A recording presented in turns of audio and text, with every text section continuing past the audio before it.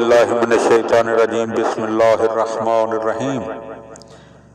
جناب سوال عوام کے جواب امام علیہ السلام کے۔ جناب ابو بصیر کہتے ہیں میں نے امام محمد باقر علیہ السلام سے اس آیت کریمہ کی تفسیر پوچھی۔ ان اللہ اشتری من المؤمنین انفسهم واموالهم بان لهم الجنہ یقاتلون فی سبیل اللہ فیقتلون ویقتلون وعدا علیہ حقا۔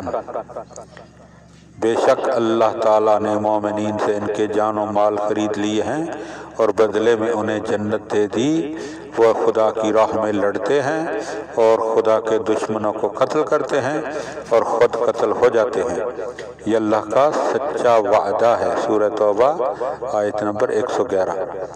امام علیہ السلام نے فرمایا یہ روز میثاق کا ذکر ہے کہ اس کے بعد میں نے دوسری آیت کریمہ کی تلاوت کی، التائبون العابدون۔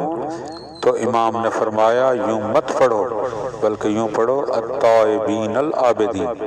پھر فرمایا جب تم انہیں اس وقت دیکھو گے تو یہی لوگ ہیں جن سے رجعت کے دن اللہ تعالیٰ ان کے جان و مال کو خرید لے گا، اور ہر مومن کے لیے موت اور قتل ہونا یقینی ہے۔